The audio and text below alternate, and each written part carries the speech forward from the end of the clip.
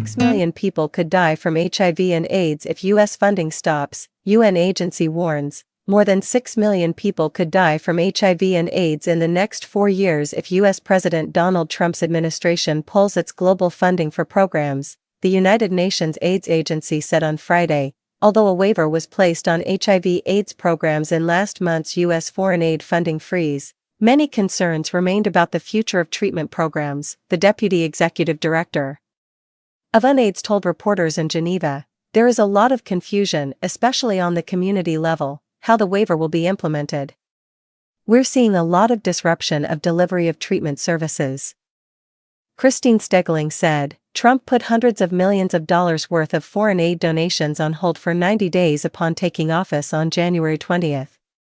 In the following days, the U.S. State Department issued a waiver on the President's Emergency Plan for AIDS Relief, PEPFAR, the world's leading HIV initiative for life-saving humanitarian assistance. While welcoming the waiver, Stegling stressed the situation remains chaotic. Amid a broader decline of funding, Stegling warned there would be a 400% increase in AIDS deaths if PEPFAR financial support is not reauthorized between 2025 and 2029. That's 6.3 million people. 6.3 million AIDS-related deaths that will occur in future.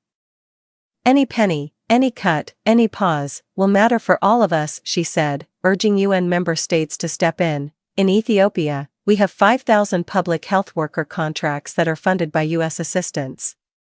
And all of these have been terminated, Stegling said. She highlighted that community clinics were facing the biggest interruption as they are entirely dependent on U.S. government funding. She expressed concern that some people may not come forward for treatment, which could in turn increase new HIV infections. U.S. donations account for the majority of global funding for the UN program that operates in 70 countries, leading global efforts to end AIDS as a public health threat by 2030. Trump's administration says it is reviewing all foreign aid programs to see if they align with his America First policy.